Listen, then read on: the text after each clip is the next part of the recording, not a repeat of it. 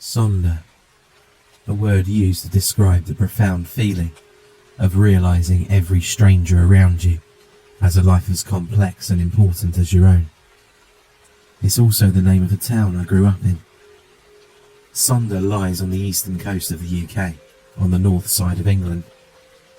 If you reach Scotland, you've gone too far, but if you're in Scarborough, you've not gone far enough. It sits somewhere between there, though I don't think anyone could be more specific. You see, you can't find it on any map, printed or digital, new or old, colour-coded or satellite imagery. There's no sign of this town existing at all. If you pay enough attention online, you'll find the odd few people mentioning the place, like this that you're hearing right now. Like a whisper passing by in a busy place. You only know it's there if you're looking for it. Yet to a vast majority of the world, Sonder is just a word. I was born there and raised within its confines. I moved away at 15, about 10 years ago. It was a peaceful seaside village, the type where everyone knows each other, the type where when someone hosts a get-together, everyone's invited.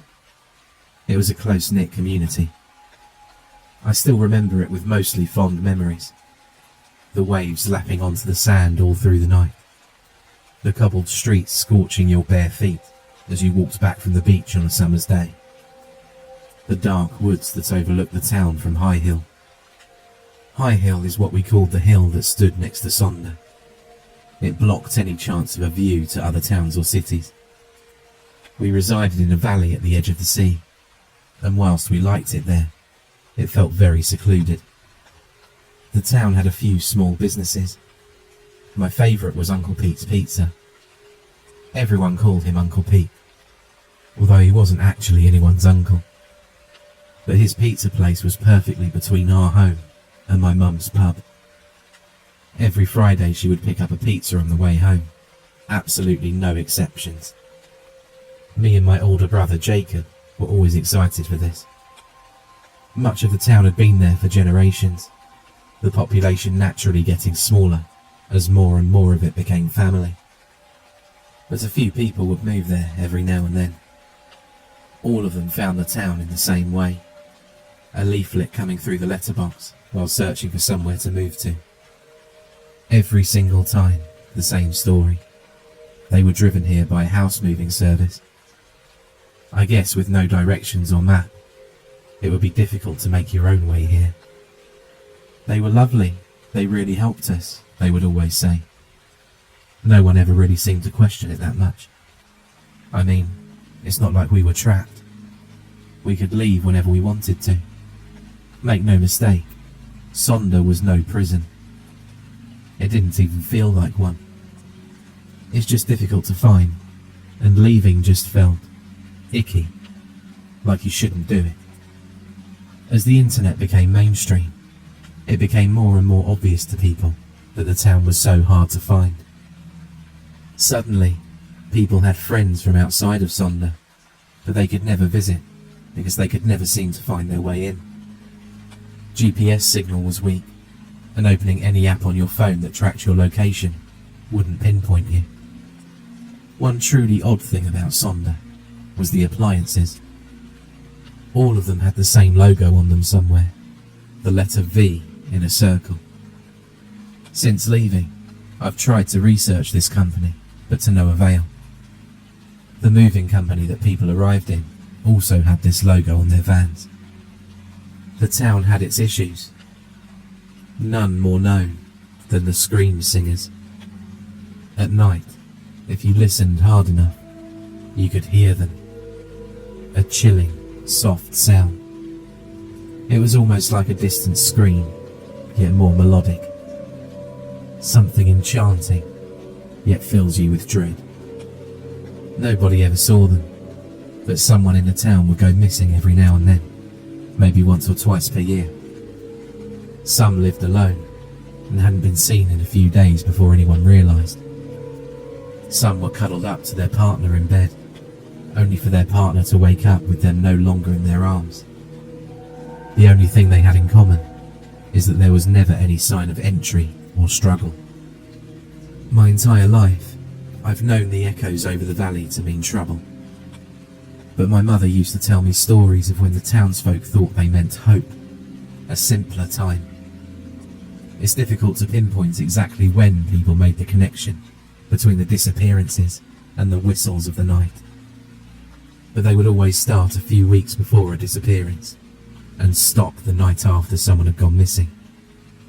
This had always intrigued me, but not as much as it did my brother. Jacob found it fascinating. Perhaps because he'd never had someone close to him taken and didn't understand the pain.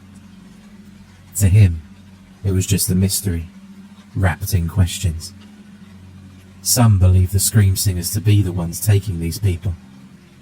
Some believe their calls to be a warning that something darker is coming. Whatever people believed their intentions to be, everyone knew that their sombre singing over Sonder was only bad news. My fond memories of the town became clouded when the trauma of my final few days there enters my mind again. Years of therapy have helped me to cope, but I feel talking about it publicly is the final thing that may bring me peace. As far as I know, I'm the only person to have seen a scream singer, or at least the only living person. It was the summer solstice, the longest day of the year, the 21st of June. Sonder has always held a small festival on this day. It dated back almost a century at the time, being the 97th consecutive solstice celebration. The festival took place not during these long sunlight hours, but as the sun began to set and the longest day ceased, at about 9:30 p.m. But the town of Sonder felt more melancholy than usual, especially for the festivities that were going on. The scream singers had started their wails again about 3 weeks prior, getting louder and louder each passing night. Sure enough, about an hour after the festival began, you could faintly hear the noises again, piercing through the sweeter melodies of the festival and the chatter of the crowds. People tried to ignore it and continue the celebrations, but every time the wind blew in just a particular way to make the noises more prominent, you could see the look on everyone's faces. The unspoken, silent fear washing through the crowds like a wave. My mum's pub, really our family pub, was right at the festival. As such, the doors were wide open and people kept coming in and out. It was always one of the busiest nights of the year. Me and Jacob were sat drinking red wine. He was 17 and had a proper glass, but I still had half lemonade in mine. It was the only night of the year I was allowed to drink alcohol. The festival was still going strong when Jacob had the idea to go a little out of town and get a better listen to the scream singers. I was hesitant, but I was always up for an adventure. So, half reluctantly, I agreed. We got a few streets away before the howling became louder than the music. We were stood in the perfect mix of unknown to one side and enjoyment to the other. We should not have kept going, but we did. We reached the final building before the cobbled streets turned to grass and mud, and didn't stop there. Without saying a word to each other, it was like we knew what we wanted to do. We wanted to be the first people to have seen the scream singers, the first to understand them. We didn't know that only one of us would catch a glimpse. High Hill was steep, but not too steep. You didn't need your hands to climb it, it just took a lot of energy. Every now and then, we looked back at Sonder. You would almost think it was a ghost town from how dark it looked, if not for the bright festival right in the centre.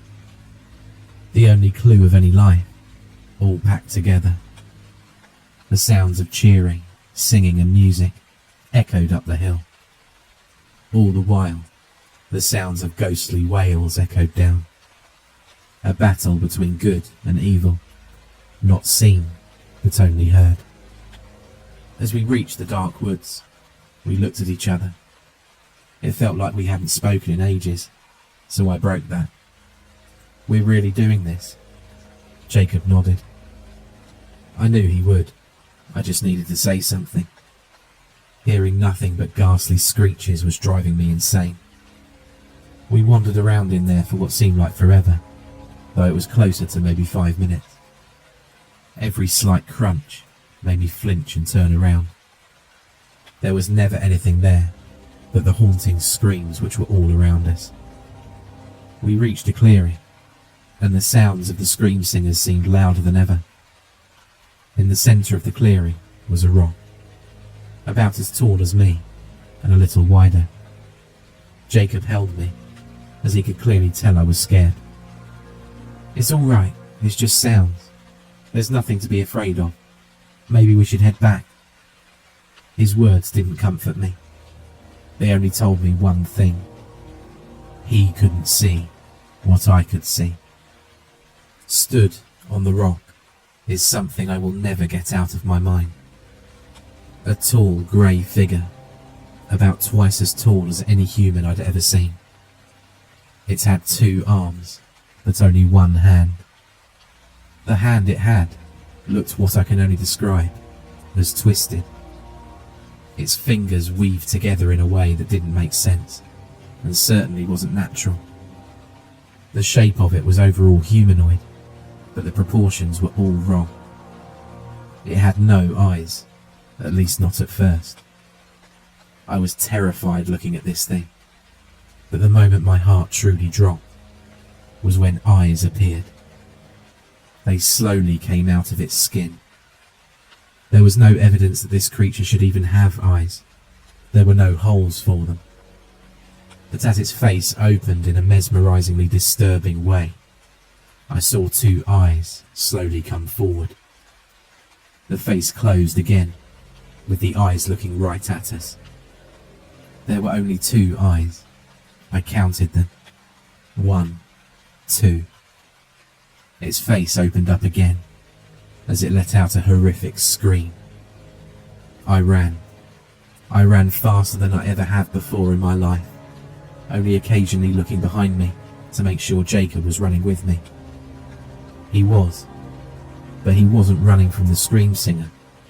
He was only running to catch up with me. He had no idea why I was so scared at that moment. We ran all the way down High Hill, nearly tripping over. Running down a steep hill is difficult at the best of times. As we got back onto the cobbled streets, I turned around and looked up at the woods. No sign of anything chasing us, but the screams were still so loud, even down here. By this point, Jacob had caught up and was right beside me.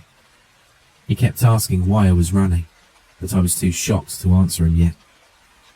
We ran into another street, and he reached out to hold me. I stopped running and let him hug me. He told me that whatever I saw, it was going to be okay, and that we were safe. I closed my eyes with tears streaming down my face. I opened my mouth and began to explain what I saw, getting words out between choking on my tears. It was this grey thing on the rock. You could see the rock, right? Well, on top. I realised the howling had stopped. I opened my eyes. Jacob wasn't there. I was standing in the middle of the street, with my arms out, hugging nobody. I looked to my right and could see the festival. I felt empty and confused.